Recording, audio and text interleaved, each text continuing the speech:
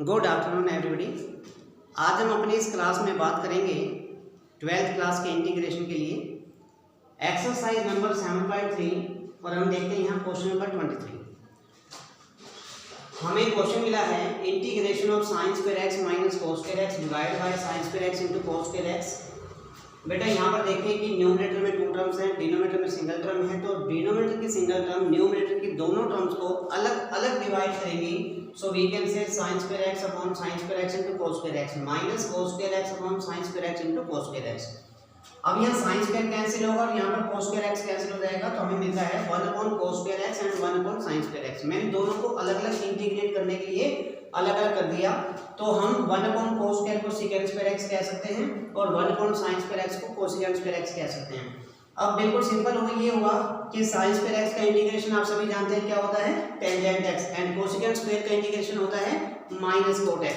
तो ये सिंबल जो माइनस है वो इस माइनस को प्लस बना देगा and answer will be tangent x plus coat x plus c। देखिए बेटा कितना आसान क्वेश्चन, बड़ा ही सिंपल हो गया ये। That was question number 23, you can check it.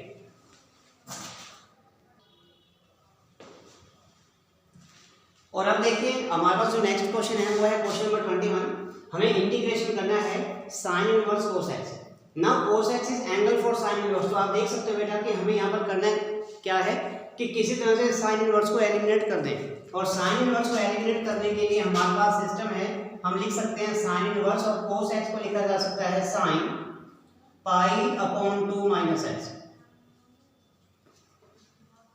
अब आप यहाँ से चेक कर सकते हो कि sin pi upon 2 minus x it is angle for sin inverse, so we can say it is equal to pi upon 2 minus x। That's mean हमें जो इंटीग्रेशन करना है वो पाई अपॉन 2 माइनस x का करना है। अब pi upon 2 is constant term, तो इसका इंटीग्रेशन x के रिस्पेक्ट में होगा pi x upon 2, we can write like this, and x का integration x square upon 2 plus c। तो टोटल आंसर इज, जो फाइनल आंसर मिलता है that is pi x upon 2 minus x square upon 2 plus c। Now you can check it better. That is question number 21.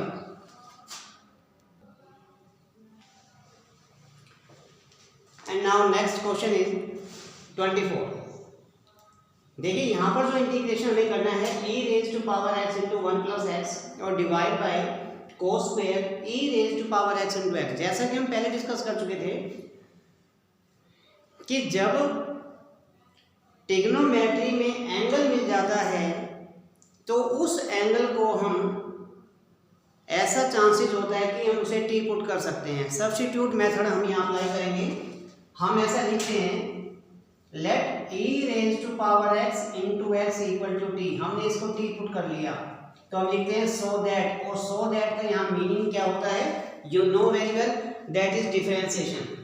तो आप देखिए बेटा जब हम इसका डिफरेंशिएशन करेंगे तो क्या मिलेगा, e raise to power x into 1। Meaning ये कि हम यहाँ u इंटू वी लगा रहे हैं, e raise to power x को सेम रखेंगे, x का डिफरेंशिएशन 1 होगा, प्लस x को सेम रखेंगे और e raise to power x का डिफरेंशिएशन सेम रहेगा, dx इक्वल टू dt।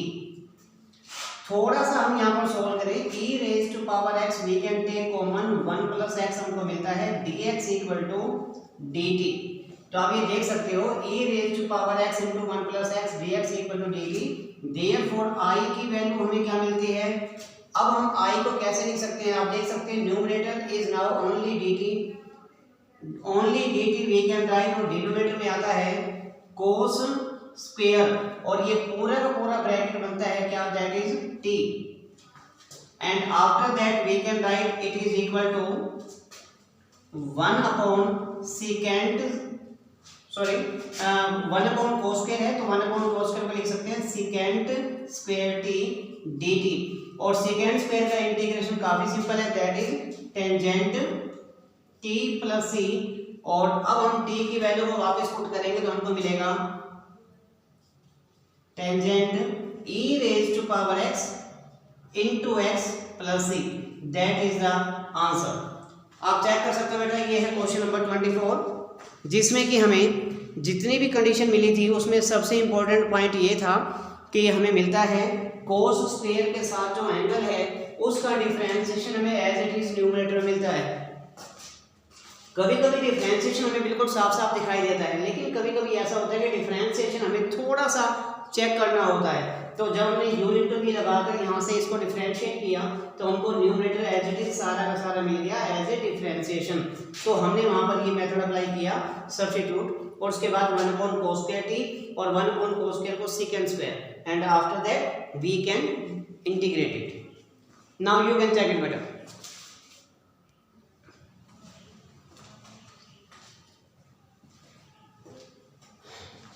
और इसके बाद जो हम यहाँ क्वेश्चन देखते हैं, ये क्वेश्चन इस एक्सरसाइज से नहीं है लेकिन इससे रिलेटेड है। तो एक एक्स्ट्रा क्वेश्चन मैं यहाँ डाल रहा हूँ।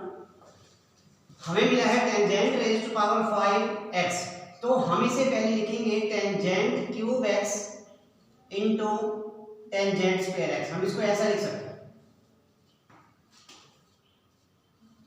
टेंजेंट क्यूब x को सेम रखें और टेंजेंट स्क्वायर x को लिख सकते हैं सेकेंड स्क्वायर x माइनस 1। हम इसे सेक स्क्वायर x भी बोल सकते हैं।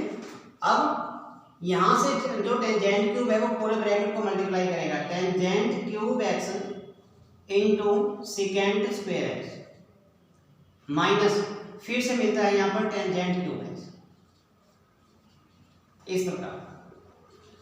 तो इसको अगर अलग अलग लिखें तो ये लिख सकते हैं tangent cube x into second square x dx, minus tangent cube को हम फिर से लिख सकते हैं tangent square x into tangent x।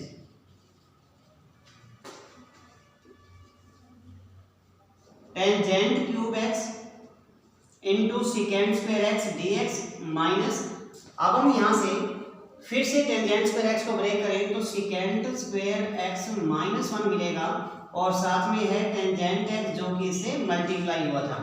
देखिए बेटा, आई थिंक हमें यहाँ तक कोई भी समस्या नहीं होगी, सभी बच्चों को यहाँ तक सारा पॉइंट क्लियर हो गया होगा। अब मैं इसके बाद यहाँ से इसको आगे सोल्व कर रहा हूँ। नाउ यू कैन सी बेटा कि हमें मिलता है tangent cube x into second square x dx minus, अब यहां से हम ऐसा करेंगे कि टेंजेंट x से मल्टीप्लाई पूरे ब्रैकेट से, तो एक बार हमको मिलेगा tangent x into second square x dx plus, और ये माइनस इस माइनस को प्लस कर देगा and that is tangent x dx। Check कीजिए बेटा, आपको ये सारा पॉइंट क्लियर हुआ, और मुझे उम्मीद है कि तुम्हें ये सारा पॉइंट अच्छे से क्लियर हो गया होगा। Okay, that's fine. अब देखिए बेटा यहाँ पर राइट, अब जब इसको इंटीग्रेट करेंगे हम तो हमें मिलेगा क्या, आप देख सकते हो कि टेंजेंट का डिफरेंशिएशन सेकेंड स्क्वायर है, यहाँ पर भी टेंजेंट का डिफरेंशिएशन सेकेंड स्क्वायर है। तो हमें एक फॉर्मूला मिलता है जिसके बारे में हमने पहले डिस्कस किया था। मैं एक बार फिर से बता दूं यहाँ नीचे की तरफ इसे, कि अगर हमें मिलता है फंक्शन और फंक्शन के साथ पावर कुछ भी है, हमें इंटीग्रेशन करना है, और साथ में मिलता है डिफरेंशिएशन उसके मल्टीप्लाई में, तो उसका जो रिजल्ट होगा वो क्या होगा, उसका रिजल्ट होगा fx raise to power n plus 1। जो भी पावर है उसमें 1 प्लस कीजिए और डिनोमिनेटर में वो सारी पावर ले आइए plus c। This is the result of this condition. तो आप देख सकते हो टेंजेंट x यहाँ फंक्शन है, सेकेंड स्क्वायर x उसका इंटीग्रेशन है, सॉरी डिफरेंशिएशन है। तो अब फंक्शन की पावर 3 है तो इसका इंटीग्रेशन सारा बनेगा इस फॉर्मूले से।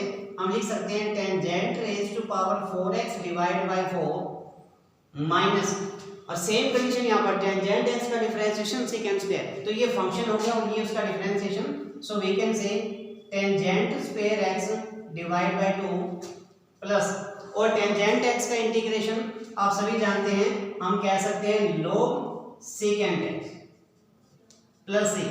तो that is the complete answer for this question. You can check it now बेटा। इससे हमारा ये क्वेश्चन पूरे अच्छे से कंप्लीट हो गया। तो उम्मीद है कि आप सबको अच्छे से क्लियर हुआ होगा। तो अगर आपको इसमें किसी प्रकार की कोई प्रॉब्लम फिर होती है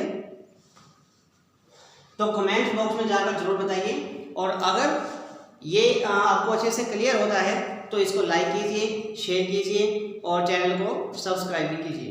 थैंक यू।